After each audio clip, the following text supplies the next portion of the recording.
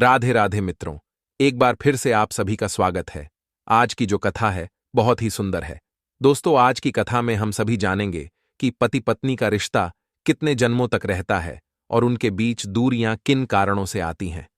तो चलिए मित्रों, आपका ज्यादा समय नष्ट ना करते हुए कथा को प्रारंभ करते हैं। मित्रों, एक बार की बात है, भगवान शिव जी कैलाश पर्वत पर बैठे हुए थे। तभी उनके पास आदिशक्ति माता पार्वती आती हैं और उन्हें प्रणाम करके बैठ जाती है। फिर वह भगवान शिव जी से कहती हैं, हे प्रभु, मेरे मन में आज एक प्रश्न उठ रहा है। कृपया आप इस प्रश्न का उत्तर देकर मेरे मन की जिज्ञासा को शांत करें। तभी भगवान शिव जी कहते हैं, हे देवी पार्वती, तुम निसंकोच होकर अपना प्रश्न पूछो। मैं अवश्य ही तुम्हें उस प्रश्न का उत्तर दूंगा और तुम्हारे व्याकुल मन को शांत करूंगा। तभी माता पार्वती कहती हैं, हे प्रभु, मेरा प्रश्न यह है कि एक पति पत्नी का रिश्ता कितने जन्मों तक रहता है और उनके बीच दूरियां किन कारणों से आती हैं। तभी भगवान शिव जी कहते हैं, हे देवी, आपके इस प्रश्न का उत्तर मैं एक कथा के माध्यम से देना चाहता हूं, क्योंकि आपके इस प्रश्न का उत्तर इस कथा में छिपा हुआ है। तुम इस कथा को ध्यानपूर्वक पूरा सुनना, इससे तुम्हें पता चल जाएगा कि पति पत्नी का रिश्ता कितने जन्मों तक रहता है और उनके बीच दूरियां किन कारणों से आती है। तभी माता पार्वती कहती हैं, हे प्रभु, कृपया आप कथा को सुनाइए। मैं इस कथा को पूरे मन से सुनूंगी। फिर भगवान शिव जी कहते हैं, हे देवी, जो भी मनुष्य इस कथा को ध्यानपूर्वक सुनता है, उसके जीवन में कभी भी लड़ाई झगड़े नहीं होते हैं और उनका दाम्पत्य जीवन सुखमय व्यतीत होता है। मित्रों, कथा प्रारंभ करने से पहले मैं जगत कल्याणनी श्री राधा रानी जी से हाथ जोड़कर प्रार्थना करता हूं कि जो भी श्रोतागण इस कथा का श्रवण कर रहे हैं, आप उनके सभी मनोरथ पूर्ण करना। मित्रों, कथा सुनाते हुए भगवान शिव जी कहते हैं, हे देवी पार्वती, प्राचीन काल में पुरुषोत्तम नाम के एक प्रतापी राजा राज्य करते थे। वह बहुत ही धर्मप्रिय और न्यायप्रिय राजा था। उनकी प्रजा उनसे बहुत प्यार करती थी। राजा के 2 पुत्र और एक पुत्री थी, जिसका नाम सुकन्या था। वह बहुत सत्यवान और चरित्रवान थी। वह बचपन से ही भगवान की अनन्य भक्त थी। समय के साथ साथ वह बड़ी होती गई। फिर एक दिन राजा पुरुषोत्तम ने राजकुमारी सुकन्या का विवाह एक चरित्रवान और सुंदर राजकुमार के साथ कर दिया। दोनों ही जीवन का आनंद सुख वैभव के साथ ले रहे थे। उन्हें धन धान्य की कोई कमी नहीं थी। बस उनके जीवन में कमी थी तो एक संतान की थी, जिसको लेकर राजकुमारी बहुत ही चिंतित रहती थी। समय धीरे धीरे गुजरता गया। एक दिन राजकुमारी सुकन्या की तबीयत अचानक बहुत खराब हो गई। राजकुमार ने उसके इलाज के लिए बहुत से वैद्य हकीमों को बुलाया, किंतु उसकी तबीयत में कोई सुधार नहीं हुआ। फिर वह राजकुमारी सुकन्या राजकुमार से बोली, हे प्रियवर, मैंने आपको बहुत प्रेम किया है। मैंने आपकी बहुत सेवा की है। मैंने अपने जीवन में अपने आराध्य भगवान की पूजा भी की है। इतना सब कुछ करने के बाद भी मैं आपकी एक इच्छा पूरी नहीं कर पाई। वह है संतान को जन्म देने की इच्छा। मुझे इसके लिए माफ कर देना। हे प्रियवर, अब मुझे आभास हो रहा है कि मेरा जीवन कुछ पलों में ही समाप्त होने वाला है। आप मेरी चिंता मत करना।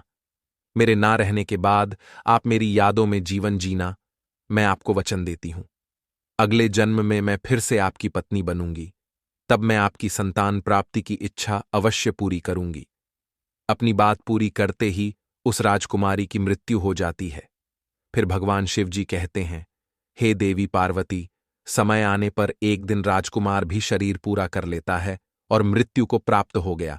और कुछ दिनों बाद उस राजकुमार का पुनर्जन्म एक ऐसे राजा के यहां हुआ जिसकी 17 रानियां थीं और सब रानियों के बीच में वह अकेला ही पुत्र था। उधर वह राजकुमारी भी एक ऐसे राजा के यहां जन्म लेती है। उसकी भी 17 रानियां थीं और सभी रानियों के बीच में केवल एक ही पुत्री थी। भगवान शिव आगे कहते हैं, हे देवी पार्वती, जिस राजा का पुत्र था उस राजा का नाम वीरदत्त था। उसके पास में एक बहुत ही अक्लमंद और वफादार तोता था। राजा उससे बहुत सारे मामलों में सलाह लिया करता था और उसकी सलाह वह मानता भी था। बड़ी से बड़ी समस्याओं को हल करने के लिए वह राजा तोता की सलाह लेता था। एक दिन राजा ने उस तोते को अपने पास बुलाया और तोते से कहा, हे तोते, मैं तुम्हें एक बहुत बड़ी जिम्मेदारी सौंप रहा हूं जो तुम्हें पूरी करनी है। तो तोता ने कहा, कहिए महाराज, मैं आपकी क्या मदद कर सकता हूं। तो राजा वीरदत्त ने कहा, हे तोते, तुम तो जानते हो कि मेरा एक ही बेटा है और मैं अपने बेटे के लिए एक चरित्रवान और सुंदर राजकुमारी चाहता हूं। तुम्हें ढूंढ करके ऐसी ही राजकुमारी लानी है। इस प्रकार से राजा ने उस तोते को अपने मन की सारी बात बता दी। मित्रों, राजा की ये बात सुनकर वह तोता राजा की इस बात से सहमत हो गया और फिर उस तोते ने राजा से कहा, हे महाराज, आप जैसी भी राजकुमारी अपने पुत्र के लिए चाहते हैं, आप वह सब एक पर्ची में लिखकर और राजकुमार की तस्वीर छापकर मेरे गले में लटका दीजिए। फिर आगे का काम आप मेरे ऊपर छोड़ देना। मैं वैसी ही राजकुमारी खोजकर आपके पुत्र के लिए लाऊंगा, जैसी बहू आप चाहते हैं। मित्रों, फिर तोते की बात मानकर राजा ने एक पर्ची पर अपनी पसंद की राजकुमारी के बारे में लिख दिया और उस पर्ची को तोते के गले में लटका दिया। फिर वह तोता राजा की आज्ञा लेकर एक सुंदर और चरित्रवान राजकुमारी की खोज में उड़ चला। उड़ते उड़ते वह तोता एक पड़ोसी राज्य में जा पहुंचा। तभी अचानक से घनघोर बारिश होने लगी और जोर जोर से आकाशीय बिजली चमकने लगी। मौसम खराब होने के कारण उस तोते को एक वृक्ष पर शरण लेनी पड़ी। मित्रों, जिस पेड़ पर तोता बैठा था वह बहुत ही पुराना था और अंदर से खोखला था। तोते ने सोचा, इस पेड़ के खोखल के अंदर बैठकर मैं कुछ देर आराम कर लेता हूं, क्योंकि वह तोता काफी लंबा सफर तय करने के कारण बहुत थक चुका था। आगे भगवान शिव जी कहते हैं, हे देवी पार्वती, जैसे ही वह तोता उस पेड़ के खोखल के अंदर जाने लगा, वैसे ही अंदर से एक भयानक आवाज आई, हे तोते, तुम इस खोखल के अंदर नहीं घुसना, नहीं तो तुम अंधे हो जाओगे। तोता ऐसी डरावनी बात सुनकर उस पेड़ के खोखल के अंदर नहीं घुसा और पेड़ की डाल पर बैठ गया और बारिश बंद होने का इंतजार करने लगा। बारिश बंद होने के बाद में उस खोखल में से एक मैना निकली और आकर तोते के पास बैठ गई। मैना को देखकर तोते को गुस्सा आ गया। फिर तोते ने उस मैना से कहा, हे मैना, तुमने ऐसा क्यों कहा कि इस खोखल के अंदर आने पर तुम अंधे हो जाओगे? फिर उस मैना ने कहा, हे तोते, उस खोखल में 2 लोगों के लिए जगह नहीं थी, इसीलिए मैंने डरावनी आवाज में तुमसे ऐसा बोला था। फिर वह दोनों बहुत देर तक बातें करते रहे थे। फिर मैना ने तोता से पूछा, आप इस घनघोर बारिश में कहाँ जा रहे हैं? तो तोते ने मैना को सारी बात बताई कि वह कहाँ जा रहा है। फिर तोते की बात सुनकर वह मैना कहने लगी, आज की हमारी मुलाकात बहुत ही अच्छी रही। और फिर वह मैना तोते से आगे कहती है कि आप अपने मालिक के प्रति जितने वफादार हैं, मैं भी अपने मालिक के प्रति उतनी ही वफादार हूं। आप अपने राजा के बेटे के लिए एक ऐसी राजकुमारी की तलाश कर रहे हैं जो चरित्रवान हो और सर्वगुण संपन्न हो। उसी प्रकार मैं भी अपने राजा चक्रधर की बेटी यानी कि राजकुमारी के लिए ऐसे राजकुमार की तलाश में निकली हूं जिसके अंदर सारे गुण हो, वह धर्मवान, चरित्रवान और दिखने में सुंदर हो। मित्रों, फिर भगवान शिव जी माता पार्वती से कहते हैं, हे देवी पार्वती। फिर वह तोता मैना से कहने लगा, हे मैना, अब तो हमारा और तुम्हारा काम आसान हो गया है। जैसा राजकुमार तुम्हारे राजा चक्रधर को चाहिए, वैसी ही राजकुमारी हमारे राजा को भी चाहिए। तो मैना कहने लगी, अब तो बात बन ही जाएगी। फिर उस तोते ने मैना को राजा वीरदत्त की सारी पसंद बताई और उधर मैना ने तोता को अपने राजा की सारी पसंद बताई। फिर वह तोता और मैना राजकुमारी के देश में आ गए। अब तो तोता मन ही मन बहुत प्रसन्न हो रहा था कि आज तो महाराज का सपना पूरा हो जाएगा।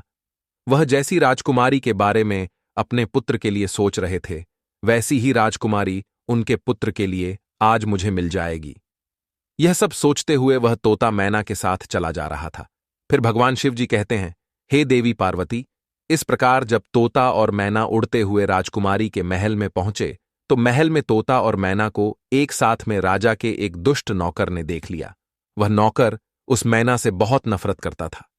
वह भागकर राजा चक्रधर के पास गया और जाकर बताया कि महाराज, आपने मैना को जिस कार्य के लिए भेजा है वह उस कार्य को पूरा न करके एक तोते के साथ घूम रही है। यह सब मैंने स्वयं देखा है।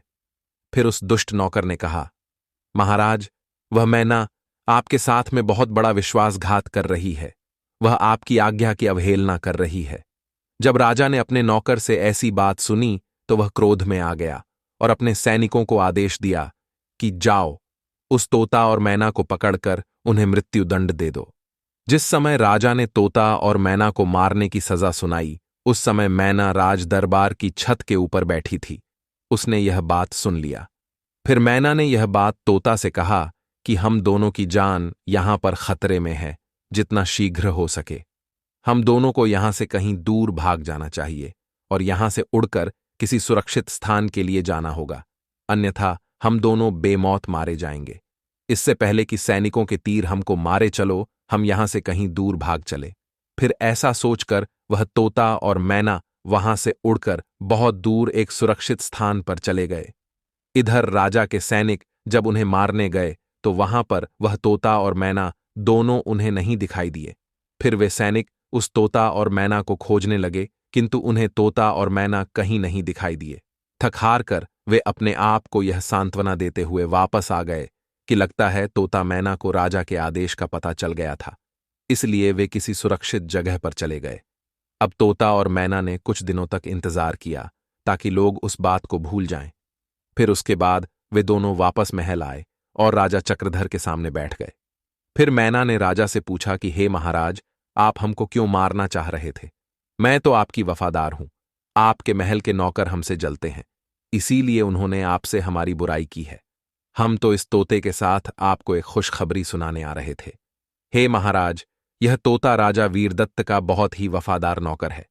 राजा वीरदत्त अपने सभी कार्यों में इस तोते की सलाह लेते हैं।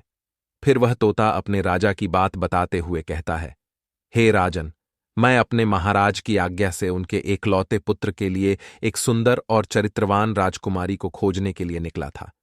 तभी मुझे आपकी वफादार नौकरानी मैना से मुलाकात हुई, जो आपकी आज्ञा अनुसार ऐसे ही राजकुमार की खोज कर रही थी। जब उसने आपकी पसंद के बारे में बताया तो मेरा आपसे मिलने का मन हुआ, इसलिए मैं आपके पास आ गया। फिर उस तोते ने कहा, हे राजन, हालांकि आप दोनों राजाओं ने एक दूसरे को कभी देखा नहीं है, पर आप दोनों को अपने बच्चों से एक दूसरे के बच्चों की शादी करा देनी चाहिए, क्योंकि उस राजा को ऐसी बहू चाहिए जैसी आपकी बेटी है, और आपको वैसा ही दामाद चाहिए जैसा राजा वीरदत्त का बेटा है। मित्रों, इस प्रकार से तोता और मैना ने अपने मन की बात राजा से कहकर राजा को खुश कर दिया, और फिर तोता ने राजा की तरफ अपने गले में लटकी हुई पर्ची दे दी, जिसमें राजा वीरदत्त ने अपने पुत्र राजकुमार की पसंद लिखी हुई थी और उसकी तस्वीर छाप रखी थी। फिर राजा चक्रधर ने वह पर्चा पढ़ा और राजकुमार की तस्वीर देखी तो बहुत ही खुश हुआ। पहले तो उसे उस तोते पर विश्वास नहीं हुआ, फिर तोते के साथ में पर्चा को देखा और राजकुमार की तस्वीर देखी तो राजा को तोता पर विश्वास हो गया। उसके बाद राजा ने वह तस्वीर अपने एक सैनिक के हाथों अपनी रानियों के पास में भिजवा दिया और कहा, यह तस्वीर देख करके बताइए कि यह राजकुमार कैसा है। फिर कुछ दिन बीत गए पर तस्वीर वापस नहीं आई। राजकुमारी को वह तस्वीर बहुत ही पसंद आ गई थी। अब तो वह राजकुमारी उस राजकुमार की तस्वीर को हमेशा अपने हाथ में ही लिए रखती थी।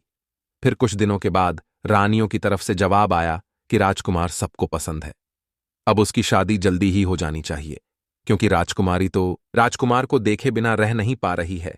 जैसे ही यह जवाब राजा के पास पहुंचा तो राजा ने तोते को यह कहकर के वापस भेज दिया कि वह अपने महाराज से जाकर कहे कि राजकुमार की मनपसंद लड़की उन्हें मिल गई है और वह राजकुमार के विवाह की तैयारी शुरू कर दे और 1 माह के अंदर ही बारात लेकर हमारे राज्य में आ जाए।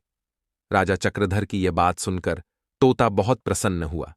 फिर तोते ने राजा को प्रणाम किया और आज्ञा लेकर अपने राज्य की ओर वापस उड़ चला। अपने राज्य में पहुंच करके तोते ने राजा को अपनी यात्रा की सफलता के बारे में बताया तो राजा यह सुनकर बहुत ही खुश हुआ कि वह जैसी बहू चाहता था उसे वैसी ही राजकुमारी उसके बेटे के लिए मिल गई है। राजा ने यह खुशखबरी अपनी रानियों को सुनाई। वे सब भी यह खुशखबरी सुनकर बहुत प्रसन्न हुई। फिर राजा ने अपने मंत्रियों और सैनिकों को आदेश दिया कि राजकुमार के विवाह की तैयारी शुरू की जाए। राजा का आदेश मिलते ही सभी मंत्री और सैनिक विवाह की तैयारी में लग गए। आगे भगवान शिवजी कहते हैं, हे देवी पार्वती, राजकुमार के लिए राजा ने सबसे कीमती और बढ़िया कपड़े बनवाए, उसके रथ को अनमोल हीरे मोतियों से सजवाया, सभी सैनिकों के लिए नई पोशाक तैयार कराई और राजकुमारी को उपहार देने के लिए हीरे जवाहरात से भरकर थाल सजवाए और बढ़िया किस्म के इत्र आदि इकट्ठा करवाए। विवाह की तैयारी करते हुए कब दिन गुजर गए पता ही नहीं चला। विवाह की सभी तैयारियां पूरी हो चुकी थीं। बारात को महल से निकलने के लिए 2 दिन शेष बचे थे। तभी राजा वीरदत्त के जीवन में एक ऐसी घटना घटी कि एक ही पल में महल की सारी खुशियां दुख में बदल गईं।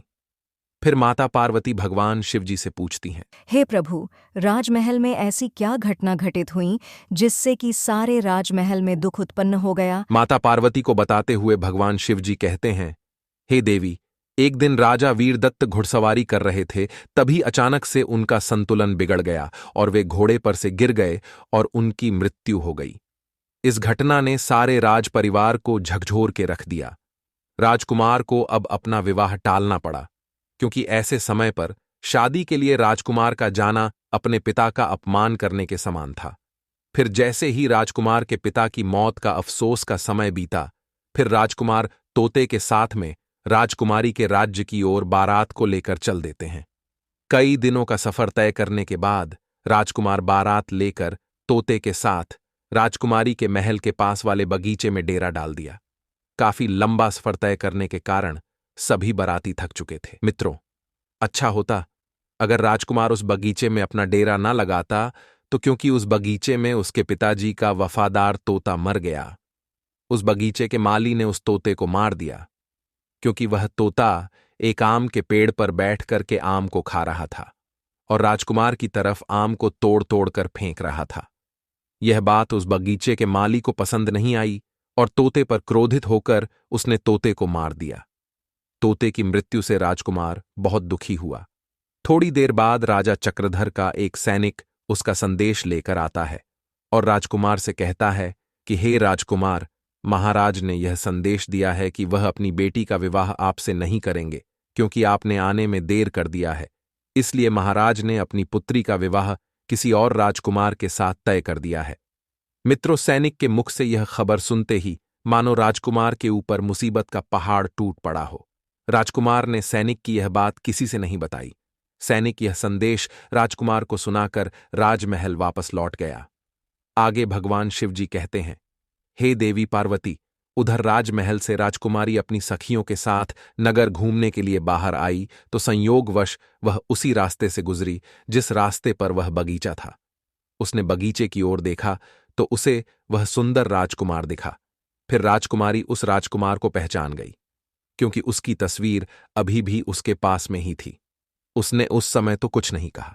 वह चुपचाप अपनी सखियों के साथ राजमहल में लौट आईं। वह बहुत खुश थी, क्योंकि राजकुमारी को अपना प्रेमी मिल गया था। उसी समय से उसको सब कुछ बहुत अच्छा लगने लगा।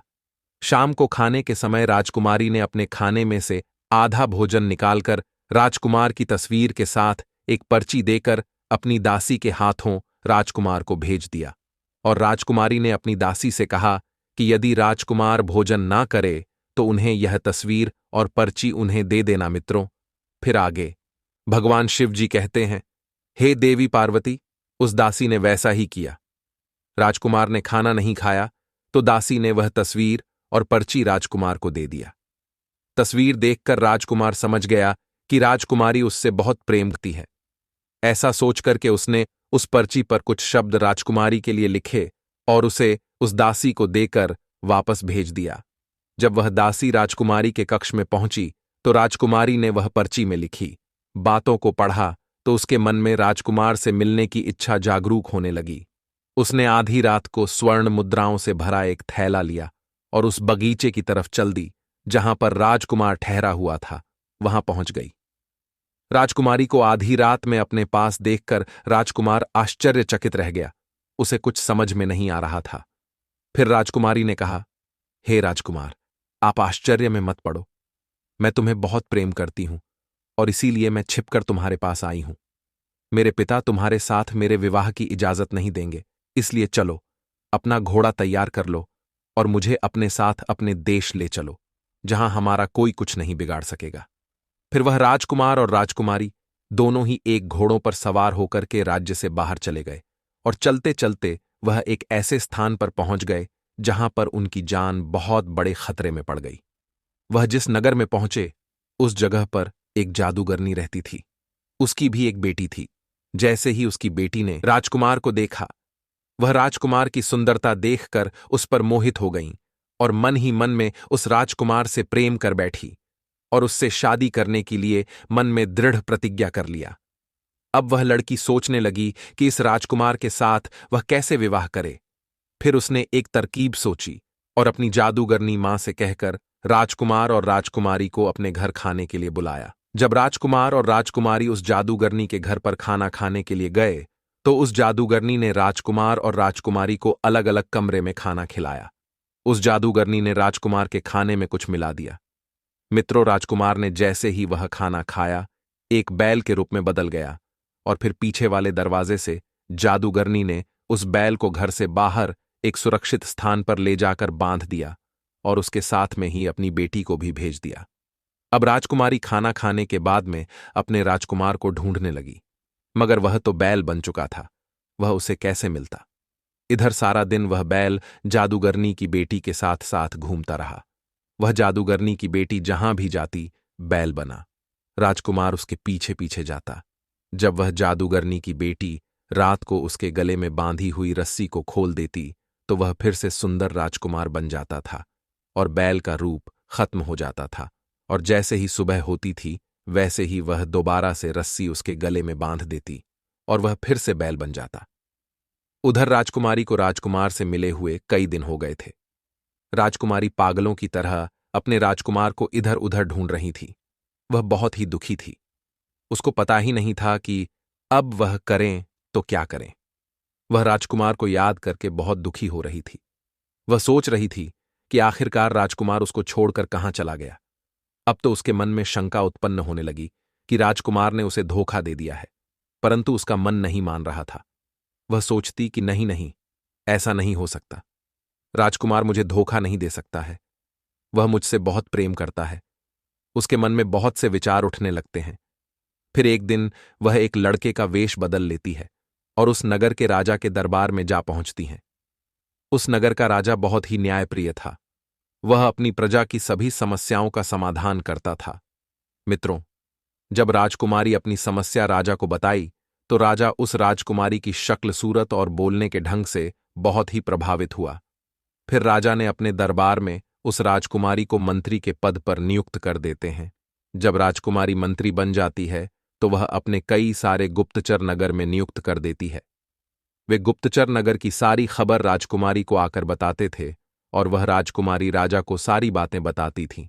इस प्रकार राजकुमारी उस राज्य की मंत्री बनकर के राजा के यहां पर काम करने लगी। समय धीरे धीरे बीतता गया। कई साल गुजर गए। फिर एक दिन राजा की मृत्यु हो जाती है। उधर सभी नगरवासी उस मंत्री बनी राजकुमारी को राजा बना देते हैं, क्योंकि उस मंत्री बनी राजकुमारी का व्यवहार जनता के प्रति बहुत ही अच्छा था। फिर एक दिन उसी नगर से एक व्यक्ति एक बैल को बेचने के लिए उस राजा रूपी राजकुमारी के पास आया तो राजा रूपी राजकुमारी ने उस व्यक्ति का बैल खरीद लेती हैं। वह बैल बहुत ही काम का था। वह किसी भी खोई हुई चीज को सूंघ करके बता देता था। फिर एक दिन अचानक वह बैल कहीं गुम हो गया। फिर तो राजा ने उस नगर में सूचना भिजवा दी कि इस नगर में जितने भी बैल हों सबको यहां पर लाया जाए। उधर यह सूचना उस जादूगरनी के पास भी पहुंची। अब नगर के सभी बैलों को राजा के सामने एकत्रित किया गया, मगर उस जादूगरनी ने अपना बैल, जो कि एक राजकुमार था, उस राजा के दरबार में नहीं भेजा।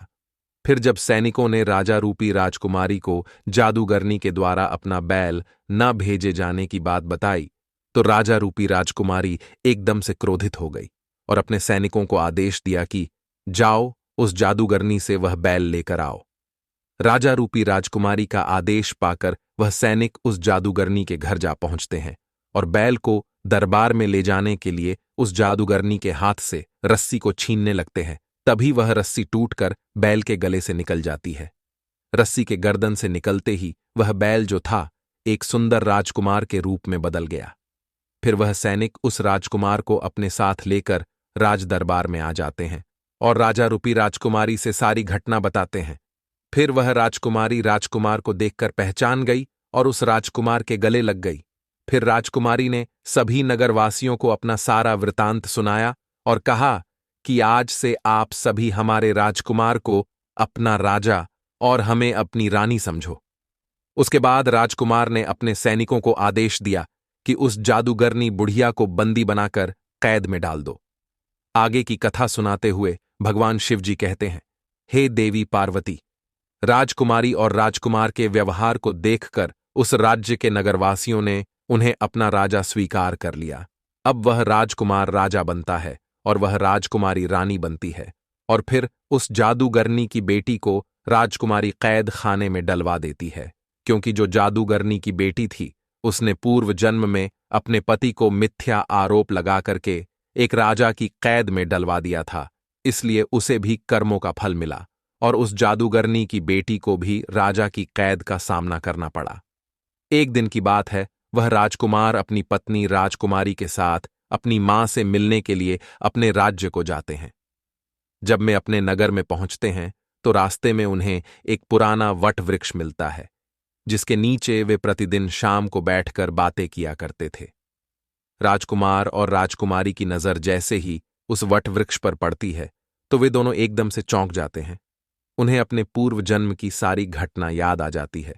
वे दोनों एक दूसरे को देखकर बहुत खुश हो जाते हैं। फिर वह राजकुमारी राजकुमार से कहती है, हे प्रियवर, मुझे सब कुछ याद आ गया। मैं आपको बहुत प्रेम करती थी, आप भी मुझे बहुत प्रेम करते थे। मैंने आपकी बहुत सेवा की थी, परंतु मैं आपकी एक इच्छा पूरी नहीं कर पाई थी। मैं आपकी संतान को जन्म देने से पहले ही इस संसार को छोड़कर चली गई थी। मृत्यु से पहले मैंने आपको वचन दिया था कि अगले जन्म में मैं फिर से आपकी पत्नी बनूंगी और आपकी इच्छा को पूरा करूंगी। इसीलिए हम दोनों फिर से एक होकर के मिले, और मुझे पूरा विश्वास है कि इस जन्म में ईश्वर हमारी अवश्य सुनेगा और आपको संतान का सुख अवश्य मिलेगा। फिर समय धीरे धीरे व्यतीत होता है और राजकुमारी गर्भ धारण करती है और एक निर्धारित समय के पश्चात एक सुंदर से पुत्र को जन्म देती है और अपने पति को दिए हुए वचन को पूरा करती है। पुत्र प्राप्ति की खुशी में राजकुमार सारे नगर में उत्सव का आयोजन करता है और बहुत सा धन गरीबों और जरूरतमंदों में दान कर देता है। हे मित्रों, आगे भगवान शिव जी माता पार्वती जी से कहते हैं, हे देवी, यदि स्त्री पुरुष आपस में सच्चा प्रेम करते हैं और आपस में किसी भी प्रकार का भेदभाव मन में नहीं रखते हैं तो ऐसे दंपति का रिश्ता जन्म जन्मांतर का होता है। वहीं अगर स्त्री अपने पति को धोखा देती है, उसके साथ छल करती है, पराये पुरुषों के साथ संबंध रखती है, तो ऐसी स्त्रियों के साथ हमेशा गलत होता है और वे जीवन भर दुखी रहती हैं। इसलिए पति पत्नी का रिश्ता अटूट विश्वास का होता है। उन्हें एक दूसरे के साथ विश्वास बनाए रखना चाहिए, और जो स्त्री पुरुष विश्वास की डोर मजबूत रखते हैं वे 7 जन्मों तक पति पत्नी के रूप में मिलते हैं और उनकी पूर्व जन्म की बची हुई इच्छाओं को भी ईश्वर पूर्ण करते हैं। जिस प्रकार राजकुमारी को अपने अगले जन्म में वही राजकुमार पति के रूप में मिला और उसकी शेष बची हुई इच्छा जो संतान की प्राप्ति की थी उसे अगले जन्म में पूर्ण हुई। आगे भगवान शिव जी माता पार्वती से कहते हैं, हे देवी, इस कथा से मनुष्य को यह सीख भी मिलती है कि भाग्य में जो नहीं होता वह कभी नहीं मिलता, क्योंकि जादूगरनी की बेटी का चरित्र ठीक नहीं था। वह अपनी जादुई शक्ति के बल पर राजकुमार को हासिल करना चाहती थी, जो कि राजकुमार उसके भाग्य में नहीं था। इसीलिए वह उस राजकुमार को हासिल नहीं कर सकी, क्योंकि जो भाग्य में नहीं होता वह कभी नहीं मिलता। राजकुमार केवल उस राजकुमारी के भाग्य में था, इसलिए वह इतनी सारी मुश्किलों को झेलने के बाद भी उस राजकुमारी को मिल गया और उस जादूगरनी को और उसकी बेटी को जीवन भर कैद की सजा मिली। मित्रों, आज की यह कथा समाप्त हुई। आशा करते हैं आपको इस कथा के माध्यम से बहुत कुछ सीखने को मिला होगा। आगे भगवान शिव जी माता पार्वती से कहते हैं, हे देवी पार्वती, अब मैं आपको एक दूसरी कथा सुनाता हूं। इस कथा के माध्यम से जानेंगे कि किस श्राप के कारण पति पत्नी एक दूसरे से संतुष्ट नहीं रहते हैं। हे देवी, यह कहानी अत्यंत ही पौराणिक और सुंदर है। तो चलिए मित्रों, कथा को प्रारंभ करते हैं। मित्रों, भगवान शिव जी कहते हैं, हे देवी पार्वती, पूर्व काल की बात है, जब त्रेता युग का आरंभ हुआ था, उस समय हस्तिनापुर में राजा दुष्यंत राज करते हैं। वहीं दूसरी तरफ अयोध्या में राजा दशरथ के घर में भगवान श्री राम का जन्म हुआ था। यह दोनों घटनाएं एक ही समय की है, जिसका वर्णन रामायण और महाभारत में मिलता है। हे देवी पार्वती, एक दिन की बात है, जब हस्तिनापुर नरेश राजा दुष्यंत शिकार के लिए अपने सैनिकों के साथ जंगल में गए थे, उस समय महाराज एक हिरण का पीछा कर रहे थे। हिरण का पीछा करते करते राजा दुष्यंत महर्षि कणाद के आश्रम के समीप पहुंच गए। उस समय महर्षि कणाद तपस्या में लीन थे। जब उन्होंने राजा दुष्यंत की आहट सुनी तो वे अपनी तपस्या से जाग गए और उन्होंने गुस्से में आकर कहा कि हे राजन, इस वन में किसी भी प्राणी का शिकार करना वर्जित है। तब महर्षि कणाद की बात सुन राजा दुष्यंत ने शिकार न करने का निर्णय लेते हुए उन्हें वचन दिया और वहां से वापस अपने रथ की ओर जाने लगे। तभी निराश होकर राजा दुष्यंत को वापस जाता देख कणाद मुनि ने उन्हें आश्रम के अंदर आने के लिए कहा। कणाद मुनि का आदर करते हुए महाराज दुष्यंत उनकी बात को नहीं टाल सके और आश्रम के अंदर चले आए। तभी उनके समक्ष एक अति सुंदर और मन को मोहने वाली एक सुंदर युवा स्त्री आ गई, जिसका नाम माया था, जिसे देख महाराज दुष्यंत उस युवती पर अत्यंत मोहित हो गए। प्रत्येक अतिथि की तरह महाराज दुष्यंत का भी आदर करते हुए उस युवती ने उनका यथोचित स्वागत किया। फिर भगवान शिवजी कहते हैं, हे देवी पार्वती, माया ने महाराज दुष्यंत की पूरी निष्ठा और सेवा भाव से सत्कार किया था। माया की सेवा भाव से प्रसन्न होकर महाराज दुष्यंत ने उनसे पूछ लिया कि देवी आप कौन हैं? तब वह कन्या बोली, महाराज मेरा नाम माया है और मैं महर्षि कणाद की पुत्री हूं। माया की बात सुन महाराज दुष्यंत आश्चर्यचकित होकर एकदम से बोल पड़े कि देवी, महर्षि तो आजीवन ब्रह्मचारी हैं, फिर आप उनकी पुत्री कैसे हुई? महाराज दुष्यंत की दुविधा को देख माया ने उन्हें अपने अभागी जीवन गाथा को और स्वयं के माता पिता की सत्यता से अवगत कराते हुए कहा, हे राजन, वास्तव में मैं राजर्षि विश्वामित्र और स्वर्ग की अप्सरा मेनका की पुत्री हूं। मेरे जन्म की बड़ी विचित्र कहानी है।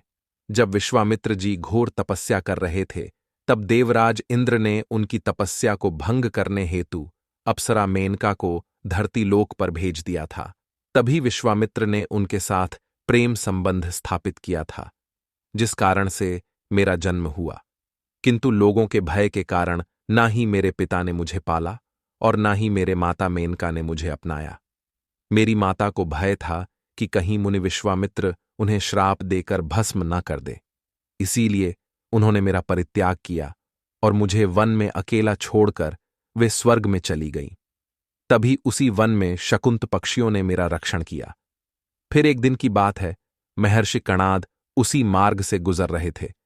जब उन्होंने मुझे पक्षियों के बीच में अकेला देखा तो उन्हें मुझ पर दया आ गई और उन्होंने मुझे गोद ले लिया।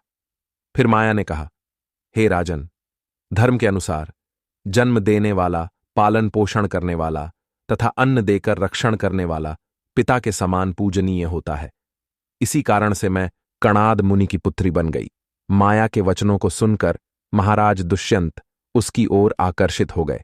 साथ ही वे उसकी सुंदरता पर तो पहले से ही मोहित थे और फिर राजा दुष्यंत ने उस कन्या के सामने विवाह का प्रस्ताव देते हुए कहा, हे देवी, आप एक क्षत्रिय कन्या हो।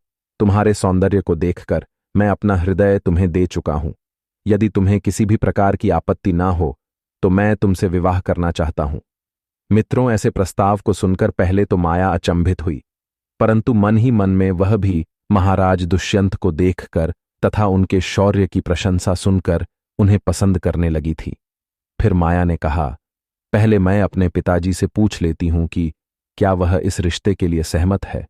किंतु राजा दुष्यंत ने उस कन्या को यह कहकर मना कर दिया कि आप एक क्षत्रिय कन्या हैं और धर्म के अनुसार किसी भी क्षत्रिय कन्या को अपना वर चुनने का अधिकार है। वैसे भी जब आपके पिता को पता चलेगा कि आपने मुझसे विवाह किया है तो वह क्रोधित नहीं होंगे। राजा दुष्यंत के इस प्रकार कहने पर माया विवाह के लिए मान गई और उन दोनों ने गंधर्व विवाह कर लिया। आगे भगवान शिवजी कहते हैं, हे देवी पार्वती, कुछ समय महाराज दुष्यंत ने माया के साथ विहार करते हुए वन में ही समय व्यतीत किया। फिर एक दिन वे माया से बोले, हे प्रिय, मेरे कंधों पर हस्तिनापुर राज्य की जिम्मेदारी है और अब मुझे अपना कर्तव्य पूरा करने हेतु हस्तिनापुर जाना ही होगा। यह कहकर महाराज दुष्यंत ने माया को अपने प्रेम के प्रतीक के रूप में अपनी दिव्य स्वर्ण मुद्रिका दी और अपनी पत्नी को आश्वासन दिया कि जल्दी ही वह उसे अपने साथ हस्तिनापुर ले जाएंगे। मित्रों, उसके बाद समय बीतता गया और इसी बीच माया को पता चला कि वह गर्भवती है और शीघ्र ही उसके पिता अपनी तीर्थ यात्रा पूरी करके आश्रम में आते ही होंगे। जब महर्षि कणाद आश्रम में आए तो माया ने प्रसन्नतापूर्वक अपने पिता से महाराज दुष्यंत के साथ अपने गंधर्व विवाह के बारे में बताया। यह सुनकर कणाद मुनि पहले तो प्रसन्न हुए, परंतु उसके बाद वह माया को धर्म का उपदेश देते हुए बोले, हे पुत्री, विवाह के पश्चात किसी भी कन्या को अपने पिता के घर में रहना उचित नहीं होता है। एक विवाहित कन्या को विवाह के बाद अपने पिता के घर में नहीं रहना चाहिए तथा उसका अपना घर पति का ही घर होता है। जो स्त्री पति के सुख दुख में साथ रहती है वह पति और पिता का गौरव बढ़ाती है और हर परिस्थिति में एक स्त्री को अपने पति का साथ देना चाहिए। उसके बाद कणाद मुनि खुशी खुशी अपनी पुत्री माया की विदाई अपने 4 शिष्यों और एक दासी के साथ हस्तिनापुर के लिए कर देते हैं। आश्रम से हस्तिनापुर के लिए आगे बढ़ते हुए मार्ग में एक शिष्य ने माया से एक सरोवर के पास रुककर विश्राम करने का निवेदन किया। चलते चलते माया भी थक चुकी थी, इसीलिए उसने सहमति दे दी और अपनी दासी के साथ विश्राम करने लगी। जब माया सरोवर में पानी पीने गई थी तब उन्हें पता भी नहीं चला और उनके हाथ से महाराज दुष्यंत के द्वारा प्रेम के रूप में दी हुई अंगूठी सरोवर में उनके हाथ से निकलकर गिर गई। वहीं दूसरी तरफ उस मुद्रिका को सरोवर की एक मछली ने निगल लिया। फिर अगले दिन जब माया हस्तिनापुर पहुंची और वहां के राज दरबार में गई, परंतु राजा दुष्यंत ने उन्हें पहचानने से इनकार कर दिया। वह बार बार सभासदों के सामने कहती रही कि महाराज, मैं आपकी पत्नी माया हूं, लेकिन महाराज दुष्यंत ने यह कहते हुए पहचानने से मना कर दिया कि मैं तुम्हें नहीं जानता। यह औरत कौन है? ऐसा कहकर अपने सैनिकों द्वारा उसे राज्य से बाहर निकाल दिया। मित्रों, फिर भगवान शिव जी कहते हैं, हे देवी पार्वती, मैं आपको विस्तार से बता दूं कि माया से विवाह के पश्चात जब महाराज दुष्यंत वापस हस्तिनापुर लौट रहे तो वे महर्षि दुर्वासा के आश्रम के पास से गुजर रहे थे। तभी राजन अपनी प्रिय पत्नी की सुंदरता और राज्य के विचारों में पूरी तरह से डूब चुके थे। जब उन्हें महर्षि दुर्वासा ने आवाज लगाई तो वे उन्हें नजरअंदाज करते हुए आगे बढ़ गए। इस तरह अनजाने में किए हुए अपराध से महर्षि दुर्वासा ने क्रोधित होकर राजा दुष्यंत को श्राप दे दिया और कहा, हे राजन, इस समय तुम अपने विचारों में खोए हुए एक मुनि की आज्ञा का पालन न करते हुए आगे चले गए। इसलिए आज मैं तुम्हें श्राप देता हूं कि तुम अपनी सबसे प्रिय वस्तु को भूल जाओ। महर्षि दुर्वासा के श्राप से महाराज दुष्यंत अत्यंत घबरा गए और महर्षि दुर्वासा के चरणों में नतमस्तक होकर माफी मांगने लगे। तब महर्षि दुर्वासा ने कहा कि हे राजन, मैं श्राप तो वापस नहीं ले सकता, लेकिन जब तुम कोई सूचक चिन्ह देखोगे तो उसे तुम पहचान जाओगे, अर्थात तुम्हारी यादें और शक्ति वापस आएगी। मित्रों, भगवान शिव जी कहते हैं, हे देवी पार्वती, उधर हस्तिनापुर में महाराजा दुष्यंत माया के साथ हुए अन्याय को भूलकर अपना राजपाट संभालने में व्यस्त थे, परंतु एक दिन जिस मछली ने पानी पीते समय माया की अंगूठी को निगला था, वह एक मछुआरे के जाल में फंस गई और जब मछुआरे ने उसे काटा तो उसे चमचमाती सोने की अंगूठी मिली। उस अंगूठी को देख मछुआरा बहुत खुश हुआ और वह उस दिव्य अंगूठी को बेचने के लिए राज्य के एक सुनार के पास पहुंच गया। जब सुनार ने मुद्रिका को देखा तो उसका ध्यान अंगूठी पर लिखे महाराज दुष्यंत के नाम पर पड़ा। यह अंगूठी महाराज ने स्वयं के लिए हजारों स्वर्ण मुद्राएं देकर बनवाई थीं, जिसकी कीमत बहुत ज्यादा थी, और सुनार ने तुरंत उस मछुआरे को राज्य के सैनिकों के हवाले कर दिया। फिर सैनिक उस अंगूठी और मछुआरे को लेकर महाराजा दुष्यंत के समक्ष प्रस्तुत हुआ। पहले तो महाराज दुष्यंत उस अंगूठी को नहीं पहचान पाए, परंतु उस मुद्रिका को हाथ में लेते ही महाराज दुष्यंत को माया से जुड़ी सारी बातें याद आ गईं और उन्होंने मछुआरे से पूछा कि तुम्हें यह अंगूठी कहाँ मिली। तब उसने बताया कि महाराज, मुझे यह अंगूठी मछली के पेट से मिली। तब महाराज ने उसे मुक्त करने का आदेश दे दिया और कहा, तुम्हें हमारी पत्नी को ढूंढने में मदद करनी होगी।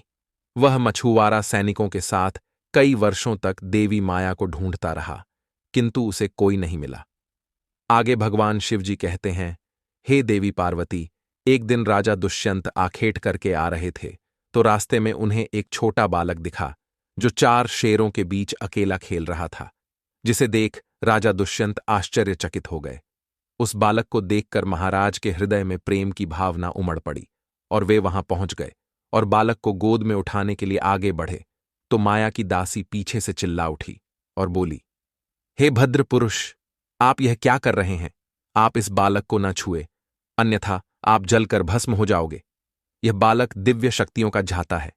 आपकी भलाई इसी में है कि आप इस बालक से दूर रहे, यही आपके लिए उचित है। फिर मित्रों, भगवान शिव कहते हैं, हे देवी पार्वती, क्योंकि बालक की भुजा में एक अत्यंत जहरीला सांप डोर बनकर बंधा हुआ था और जो भी बालक को छू लेता था उसी सांप के विष के कारण वह जलकर मर जाता था। लेकिन दासी की यह बातें सुनकर भी राजा दुष्यंत स्वयं को न रोक सके और उन्होंने बालक को अपनी गोद में उठा ही लिया। उसी समय सभी दासियां आश्चर्य से देख रही थीं कि भरत की हाथ की भुजा में बंधी सर्प डोर पृथ्वी पर गिर गई है। सभी को झांत था कि बालक को जब उसका पिता अपनी गोद में लेंगे तब वह काला डोरा पृथ्वी पर गिर जाएगा। यह देखकर माया की दासियां बहुत प्रसन्न हुई और भागते हुए माया के पास गई और सारा वृतांत माया को सुनाया। यह सुनकर माया दौड़ते हुए महाराज दुष्यंत के पास आ गई। माया को देखते ही राजा दुष्यंत उसे पहचान लिए और उसे गले से लगाकर क्षमा मांगी। फिर माया और अपने पुत्र को लेकर हस्तिनापुर लौट आए और माया को सारी प्रजा के सामने अपनी रानी के रूप में स्वीकार किया। महाराज दुष्यंत और माया की इस तेजस्वी पुत्र का नाम भरत था। बड़े होकर भरत महान प्रतापी सम्राट बने और उन्हीं के नाम पर इस देश का नाम भारतवर्ष हो गया। मित्रों, भगवान शिव जी कहते हैं, हे देवी परमपिता, ब्रह्मा जी ने स्त्री को पुरुषों के मुकाबले कई गुना अधिक सहन शक्ति दी है, जिसके चलते स्त्रियां पुरुषों के मुकाबले कई गुना अधिक समझदार और भावुक होती हैं। वे सभी कष्टों को सहन कर लेती हैं। संसार की समस्त स्त्रियों को अपने पति का साथ देना चाहिए, उन्हें कभी धोखा नहीं देना चाहिए। यदि वह ऐसा करती है तो उन्हें जीवन भर दुख भोगना पड़ता है। यदि पुरुष अपनी पत्नी के साथ छल करता है तो उसे कठोर से कठोर सजा मिलती है। मित्रों, आशा करते हैं कि यह कथा आपको अच्छी लगी होगी। कमेंट बॉक्स में जय भोलेनाथ, जय श्री कृष्णा अवश्य लिखे। वीडियो देखने के लिए आप सभी का धन्यवाद।